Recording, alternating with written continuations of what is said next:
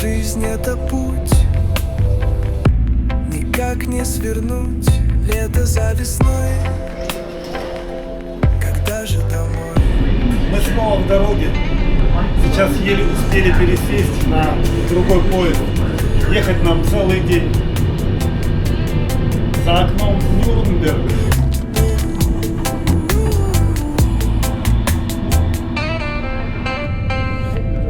Едем наугад, нет пути назад. Чужие дома, не сойти с ума.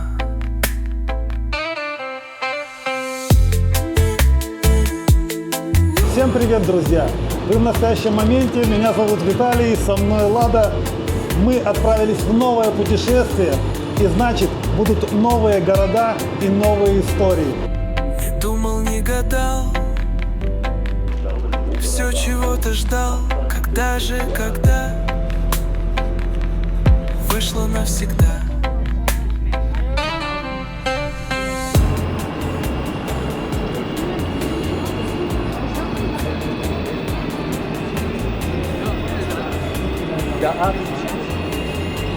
Ну что, друзья, наконец мы приехали в Дрезден. Мы добирались сюда целых 9 часов. Но это не конечный наш путь. Мы сегодня здесь заночуем, и завтра у нас будет время показать вам сам город. Пока мы едем в гостиницу, которую мы забронировали на ночь, расскажу вам немножко общих сведений про Дрезден. Дрезден – это один из крупнейших городов Германии. Он находится в восточной части, это столица Саксонии. После Второй мировой войны этот город входил в состав ГДР. Он расположен на реке Эльба. Мы сейчас будем переезжать как раз на другой берег Эльбы, потому что мы забронировали себе номер в районе, который называется Нойштадт. Население в Дрездене 560 тысяч человек, то есть он достаточно крупный. Что интересно, мы искали Штрасенбан, то есть трамвай, а сели в настоящий поезд. На нем написано S2, да? Да, это как трамвай, двухэтажный. И едем через старый город, сейчас будем проезжать. Вот видите, уже видны в окнах старые дома. И сейчас еще будем пересекать реку Эльбу. Отсюда отправляются вот эти вот зелененькие автобусы Flixbus. Завтра вечером мы сядем на один из них и поедем дальше. В следующем видео вы узнаете, куда мы поехали. Ну и вот река Эльба. Старый город видно отсюда прямо, красота. Город основан в 12 веке, а расцвет его пришелся на 18 век, когда в Дрездене правил некий курфюрст Август Сильный. Прошла контролер, видит, что я снимаю, и не стала проверять у нас билеты. Говорит, снимай. Да, помахала и пошла дальше. Видите, какие люди, да, тут не стали отрывать нас от съемки. А там действительно был красивый пейзаж такой за окном.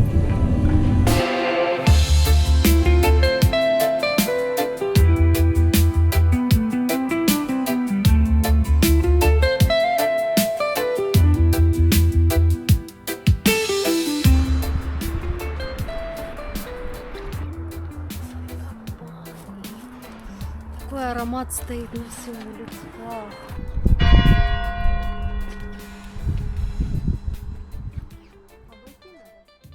Слушайте, здесь так много сирени растет, такой красивый зеленый город, церквя повсюду. И знаете, что мы в первую очередь выяснили? Что этот город называется не Дрезден, а Дрезден. А вот наш отель, друзья, смотрите. Хотель Нойштадт. Хотель. Хотя, да, человечек в соломенной шляпе. Показываю человечка в соломенной шляпе, кто еще не видел. У нас таких нету. Так, подожди, как же этот отель называется? Ну да, Дрезден Нойштадт.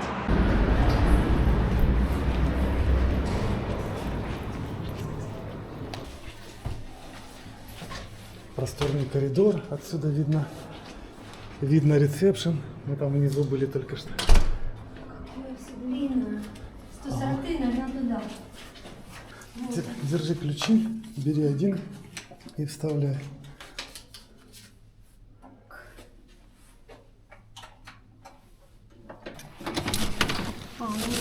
Включай. О, классно, сработало. Так, друзья, пока мы не насорили в этом номере, мы сразу его покажем, потому что здесь убрано, чисто. И такая белоснежная большая-большая кровать. Смотри, какая она высокая. Здесь такой матрас, так и хочется плюхнуться на него. Слушай, мы в таком еще, по-моему, не жили, да? Ну, именно в таком Вот не именно, жили. Вот именно ну, такого уровня. Это как бы считается, мне кажется, такой из дорогих. Ну, не знаю, может, я что-то... Хотя, сразу рассказываю, этот номер нам обошелся в 56 евро 50 центов. Это по скидке, потому что я искал номер по скидке. Вообще он на букинге стоит 75 евро. Холодильничек есть у нас, бокалы есть, телевизор есть, стол рабочий. Смотри, но у меня, жаль, не будет времени сидеть и работать только здесь. на одну ночь. И Круто. санузел, да, давайте Да, посмотрим. смотри, стаканчики, бокалы. Можно купить вина, вот, пожалуйста, попить. Что мы сейчас сегодня, сделаем? да. Так, ну фен, как ты и просила. Видишь, фен есть у тебя тут. Это самое главное. Огромное зеркало у нас. Ванна, ладно. Все. Все, ты здесь Сегодня оставишь? мы никуда не идем. А за вином? Все, идем за вином. Все, только за вином. Да. Класс. Правда, дверь открывается на унитаз. Ну, ничего страшного. Да какая разница, унитаз, не унитаз, тут ванна, я ее не видела уже год. Ну, в смысле, душ у нас есть. Да. Вот, смотри еще какая фишка. Мы можем здесь... Сейф. Были бы деньги, мы бы хранили их, да? Да. А так ни к чему это нам, Вот ни к чему. такое. Ладно, мы не показали вид из окна. Он выходит на одну из улиц. И как раз на дорогу это хорошо, интересно смотреть. Обычно окна номеров нам попадались куда-то во двор. И, как всегда, в номерах отелей окна открываются только на проветривание. Вот видите, напротив Макдональдс. Вот мы Ладно, сейчас туда смотри. и пойдем. В Макдональдсе можно немножко перекусить. Супермаркет есть какой-нибудь? Супермаркет был тоже эдика рядом. Так что все в порядке. Стояла. Смотри, она одна и будет разъезжаться. Вот, классное одеяло. Тут тепло, тут не Ну. холодно, обычно сыро. Вот такой номер, все, друзья. Dresden хороший город. Уже Уже хороший. хороший. Ich wach auf, alles klar, kein Chaos hier im Blick, Straßen glänzen, Müll ist weg. Deutschland, du bist schick, keiner drängelt, keiner flucht. Alles läuft im Takt, selbst der Bus kommt pünktlich an, Bruder, das ist Fakt. Ampel grün, ich geh, keiner rennt, alles soft. Jeder weiß, wohin er muss, keiner läuft hier off. Kaffee warm, Brötchen frisch, alles hat System. Ich lebe in dieser Ordnung und das fühlt sich angenehm. Alles ist gut hier in Deutschland, jeder Tag mit Plan, yeah, das läuft fein. Ich sag danke für das Leben hier, alles klar, alles gut, ich bleib hier. Зашли в Lidl и купили на 13 евро. Посмотрите, такой ужин богатый у нас сегодня. С вином, с рисовой кашей, с пончиками, с салатом каким-то шикарным. Еще какой-то салатик с помидорами, с булочками вместе. 13 евро всего лишь. В любом ресторане и в кафе ты за столько не поешь, тем более с вином. Один бокал вина будет стоить 7 евро только, да? Тем более, когда рядом ванна. Да.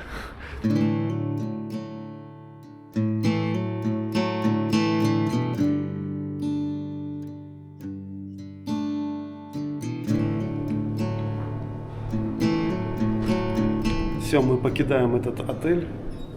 Ночь прошла отлично. Тебе понравилось? Очень. Вызывай. Сейчас отдаем электронные ключи от своего номера и идем гулять по городу.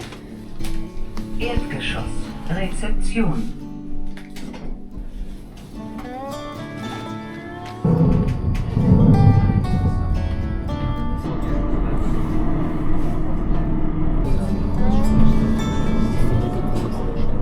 Как только мы смогли добраться до центра Дрездена, тут же пустился дождь.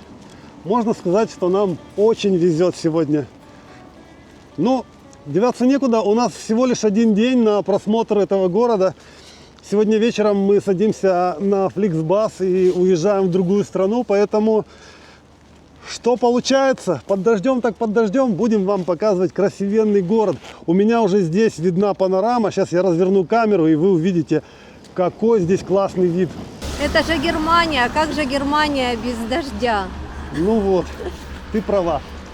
Так, друзья, мы находимся сейчас на мосту, который построил Август Сильный, один из курфюрстов, самых известных курфюрстов этого города.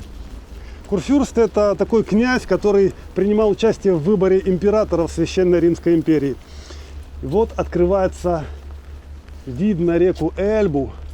Красота, да? Да, и на старый город.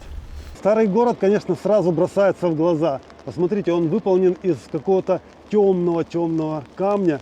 И он такой даже в некоторой степени мрачный. В Германии обычно города выглядят разноцветно. Там много всяких домиков, покрашенных в разные краски. Весело. Да. Красные черепичные крыши так живенько раскрашивают город. А здесь, смотрите, какой мрачный пейзаж. Такие темные дома. Да, немножко мрачно, но это все как бы история, веет такой историей, древностью и грандиозностью какой-то, да? Вот. Ну, впечатляет, да. Впечатляет очень, да. По правую сторону вот эта церковь, это Фрауенкирхе. По левую сторону это резиденция курфюрстов, то есть королей, точнее князей. И набережная открывается тоже там. Вдоль резиденции тянется такая большая терраса открытая. Эта терраса называется балкон Европы почему-то. Странно, да? В Испании был тоже балкон Европы, который смотрел на Африку. Да. В Нерхе мы были тогда, видели балкон Европы, который на море выходит. Вот там точно как бы ты с Европы на Африку смотришь. А здесь почему балкон Европы, не знаю. Ну, это еще называется терраса Брюлле по фамилии человека, который владел этими землями раньше. Дрезден же был разрушен в 1945 году практически полностью. Даже вот центр города 13 февраля 1945 года была такая массированная бомбардировка британцами, потом американцами, и все это было разрушено. И можно сказать, что это все восстановили по новой практически, кроме, наверное, самых нижних камней. И здесь даже по цвету камней заметно, те здания, которые уцелели, они более темные, да, вот. А те, которые обновленные, там есть более светлые камни. Даже по этой Фрауенкирхе видно, что светлых камней много. Наверное, она почти вся была разрушена и восстановлена. И что интересно, здесь очень много всяких скульптур везде, на каждом из зданий. И говорят, некоторые статуи достигают 3,5 метра, такие огромные. Мы решили с Ладой подойти поближе и посмотреть на вот это вот длинное панно из фарфоровой плитки выложенное. Оно, кстати, во время бомбежки уцелело. И это панно называется «Шествие князей». Здесь изображены все князья, которые правили когда-либо в Дрездене. И впечатляет, серьезно. Вот здесь еще есть шествие экскурсий вдоль шествия князей. Тоже интересно. Ну слушай, но меня больше впечатляют вот эти вот статуи. Давай заглянем. Наверное, вот этот фасад отображает барокко в полной мере. Посмотрите, сколько всяких декоративных элементов здесь наворочено. К тому же вот такие страшные дядьки здесь, скульптуры реалистичные стоят, такие большие, потемневшие, с мрачными рожами.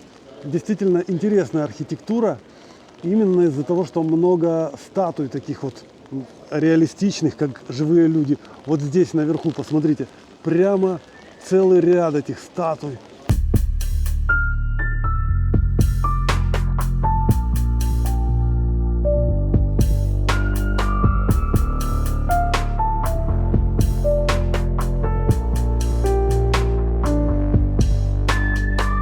Вот это вот резиденция курфюрстов и королей, и вдоль нее тянется вот такая вот терраса, по которой сначала прогуливались только знатные люди, сюда простых людей сначала не пускали.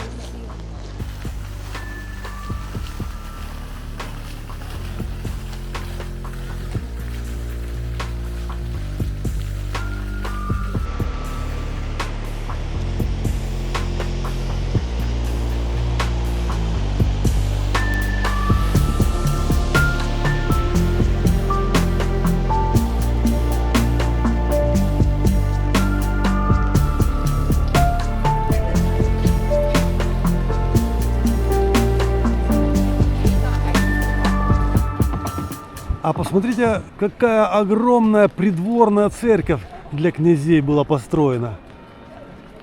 Это Хофкирхе, то есть дворцовая. Хоф — это двор, как бы, при дворе. Ну, наверное, у этих князей было много грехов, и им нужна была большая церковь для того, чтобы грехи отпускать. А сейчас этот собор, он кафедральный собор, самый главный в городе. Я запуталась. Ты запуталась в микрофонах. Ну да, когда зонтик в руках, камера, еще и микрофон надо включать. Это сложно. У нас записаны все города, в которых нам советуют побывать, поэтому мы будем стараться, друзья, по максимуму, сколько можем, столько будем посещать. Вот. Но Да, сейчас пока есть мы едем в одну страну интересную и будем опять-таки о ней узнавать информацию, но пока мы вам не скажем куда. Да, Лада. Под таким дождем еще мы с тобой экскурсию не проводили. Все очень... Да. Так у меня камера мокрая. Хорошо, что она влагозащитная. Но красиво, все хочется снять. Но так неудобно с этим зонтом ходить. Поэтому все-таки мы с Ладой сейчас какое-то кафе найдем, в котором можно присесть и поделиться с вами информацией. Потому что в нашей жизни происходит не только путешествия, есть еще финансовые дела. И у нас есть новости. Мы же недавно отказались от помощи джоб-центра и теперь должны за все сами платить. И вот мы выяснили, сколько мы должны платить за нашу медицинскую страховку, потому что до конца это не было понятно, пока мы не оформили. И на днях мы буквально позавчера с Ладой побывали в АОК, в нашей страховой компании. И уже все, нам оформили страховку, мы будем самостоятельно платить. Сейчас найдем какое-то кафе, достанем бумажку и покажем вам, что нам там сообщили, сколько мы должны платить. Посмотрите, какой у меня мокрый рюкзак. Вот так вот гулять по дождю. Мы с Ладой нашли место под крышей. По крайней мере, здесь не капает. Это Государственный музей. Это коллекция музея Дрездена, фарфоровая коллекция Дрездена. Царская, Так вот, наверное, да? Да. Здесь еще и вид неплохой у нас открывается. Но шумно, конечно. Так, друзья, показываю вам документ, который нам дали в АОК. АОК — это страховая компания, в которой мы застрахованы, медицинская страховая компания. И этот документ, он как бы не только для нас, это для всех, это информативный документ. Видите, 01.01.25 года он издан. И здесь расписаны цены, расценки. Вот в первой строке это заработок. Во второй строке это сколько нужно платить человеку, ну это все, я так понял, для зельфстендиков, то есть для тех, кто самозанятый, да, в Германии. Сколько нужно платить в соответствии с твоим заработком. Вот в третьей строке тоже, сколько нужно платить в соответствии с твоим заработком, только разница в том, что здесь как бы еще дополнительная страховочная сумма. Вот я вижу, здесь какие-то проценты написано.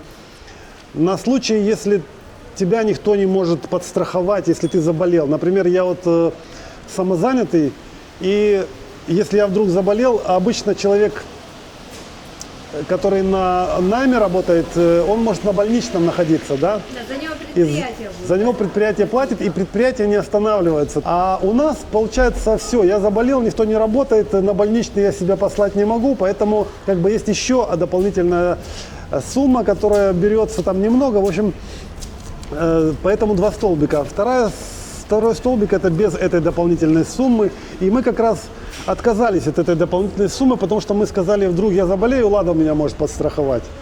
Вот так. И нам дешевле вышло. Давайте не морочу вам больше голову. Смотрите, мы сказали им, что мы будем зарабатывать, вот зелененьким выделено, около 2000 евро в месяц. Мы, кстати, так и зарабатываем. Мы посчитали в среднем около 2000. И мы должны платить налога ежемесячно, точнее медицинскую страховку ежемесячно 332 евро. Это немного, но это не все. Если бы не знать, что это не все. Да, это не все, потому что есть еще сумма, которая взиматься за возможный уход за мной. Если я вдруг слягу, там операция какая-то или, я не знаю, ну, короче, называется Pflegegeld. Так вот, эта сумма составляет 72 евро еще плюс. В целом, ежемесячно мы должны, точнее, я должен платить 408 евро в месяц медицинской страховки. А сколько же за ладу? Мы такие пришли и спрашиваем, а как вот я самозанятая, моя жена не работает, а ей сколько надо будет платить? Тоже столько же? Она говорит, нет, вы можете по семейной страховке, то есть у вас как бы эта сумма на двоих получается. И она еще задала вопрос, есть ли у вас дети?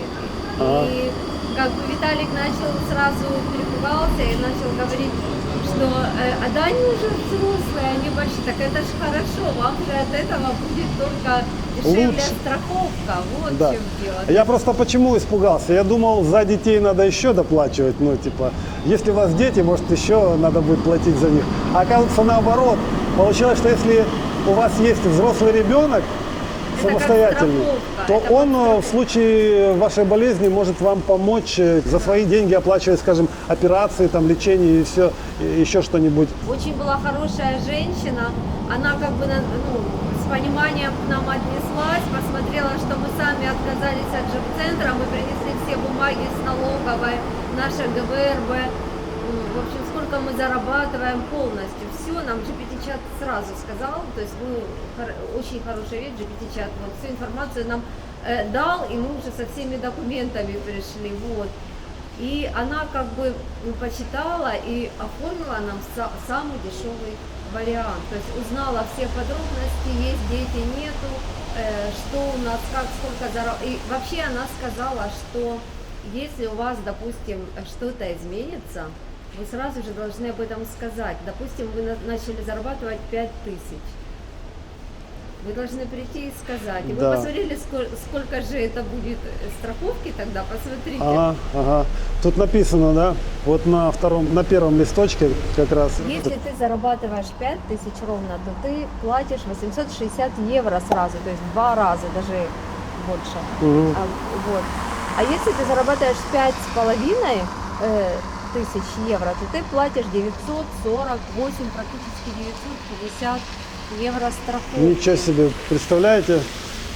5000 зарабатываешь, 5,5, и 1000 ты уже должен заплатить в минус. То Это есть у еще тебя сразу, да, без налогов, да. Мы, кстати, слышали об этом, но сейчас вот конкретно на бумаге увидели эти цифры.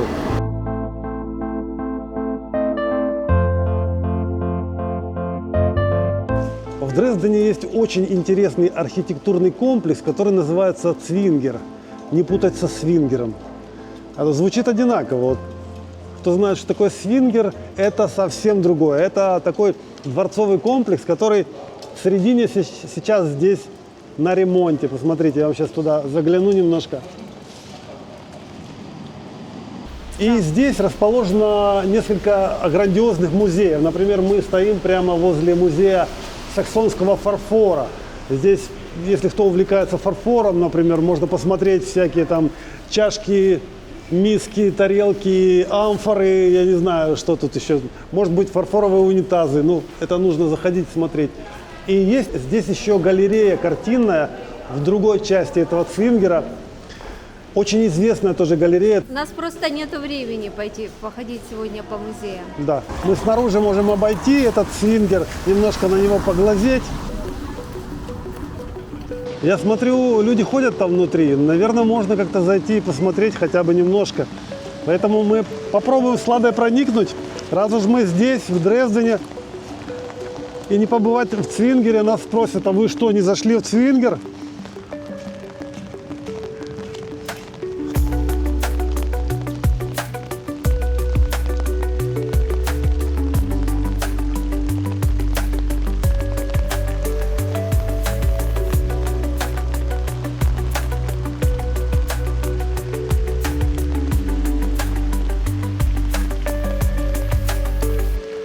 Это похоже на крепость, да, с рвом вокруг под стеной, с мостом.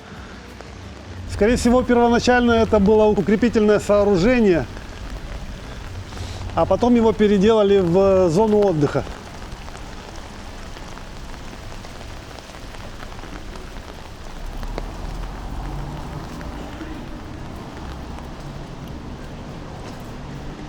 Здесь, наверное, можно войти в музей. Здесь есть еще музей инструментов. Да?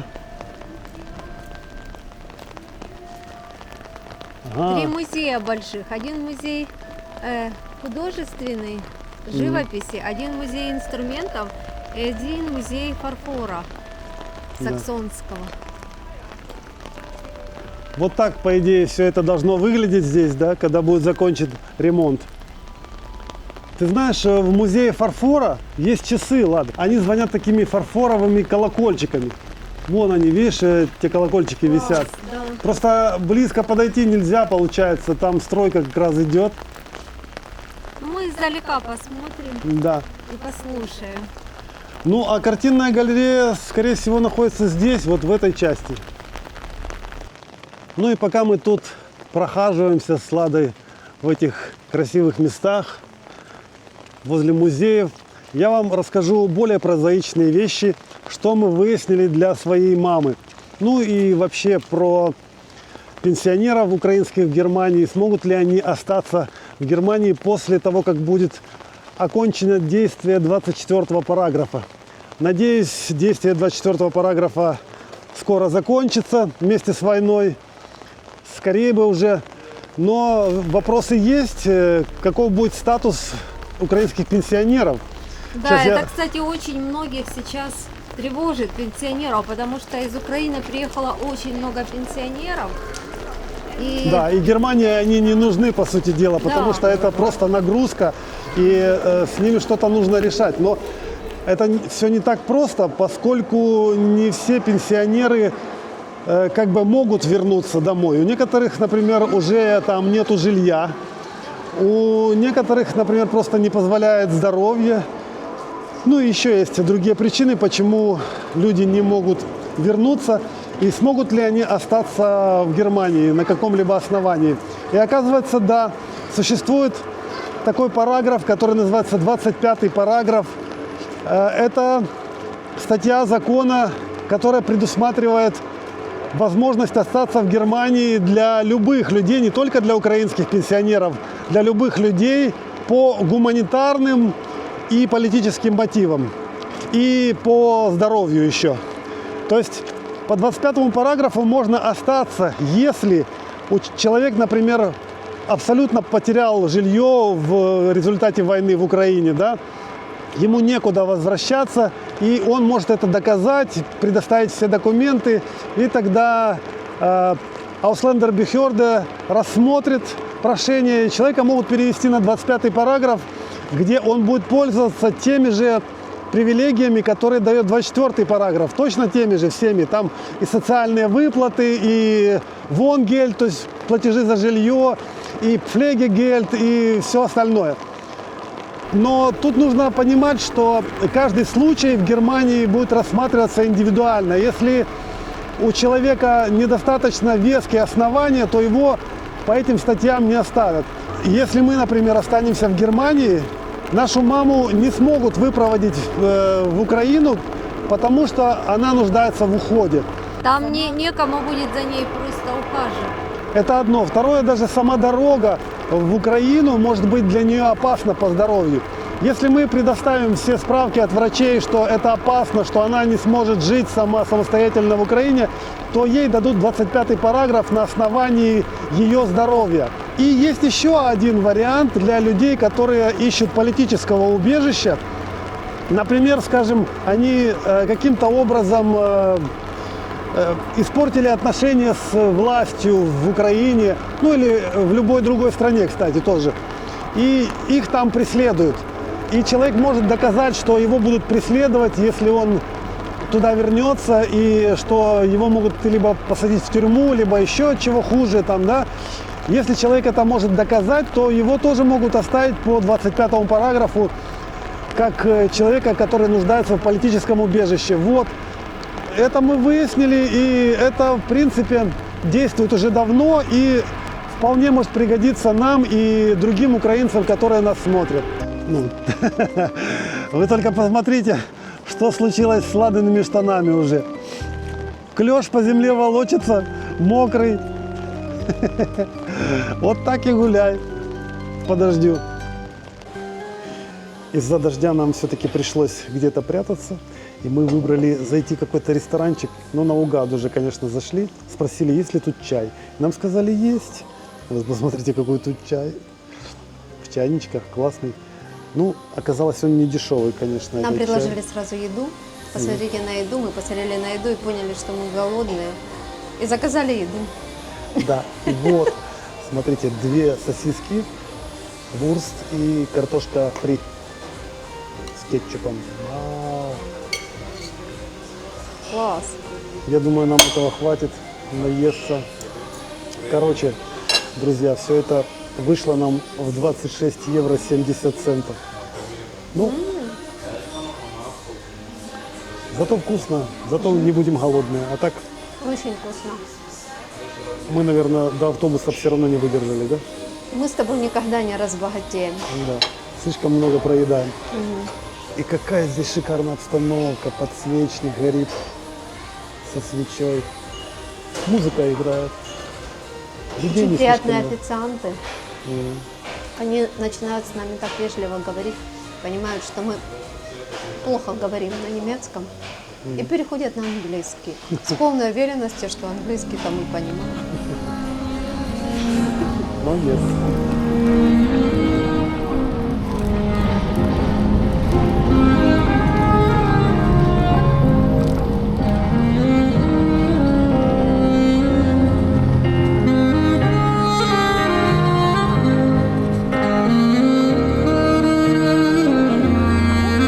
Хорошая мелодия, но популярная. YouTube может забанить эту мелодию. Это же Рыжего песня этого, знаешь?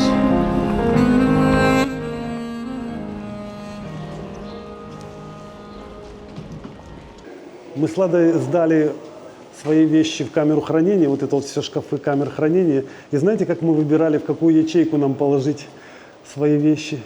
Мы вот нашли знакомого здесь и решили, что он будет сторожить наши вещи. 082 – это наша ячейка. Знаете, кто это? Это Ваня Пух. Он живет под Киевом в каком-то селе. Вообще он киевлянин. И он на стоках продает свои фотографии. И люди покупают для рекламы. Он такой харизматичный парень. Видите, я ему как-то присылал уже фотографии. Повсюду они висят. И в Германии часто встречаются. Ну, по крайней мере, я уже 3-й раз встречаю Ваню Пуха. И он хранил наши вещи. Открывай, Ладусь. Ну что, ответственный момент. Опа! Очень просто. Вуаля! Наши сумки, там рюкзак в глубине. Чтобы не таскать с собой по Дрездену, мы это здесь хранили. И знаете, Вещи выложили в сумку. да. И знаете, сколько стоит? 3 евро на сутки стоит. После 24 часов еще. Еще надо доплачивать 3 евро. Да. Сутки 3 евро. Все, друзья, на этом мы с вами прощаемся. До следующих видео. Пока. Всего лишь 100 лет назад здесь жили другие люди. Каждый из них считал этот город своим. Еще через 100 лет из нас никого не будет. Чей это город, кто будет править? Черные камни скрывают древние тайны. Все не так просто, все не случайно. Вряд ли кто-то запомнит нас. Спроси у прохожих, которые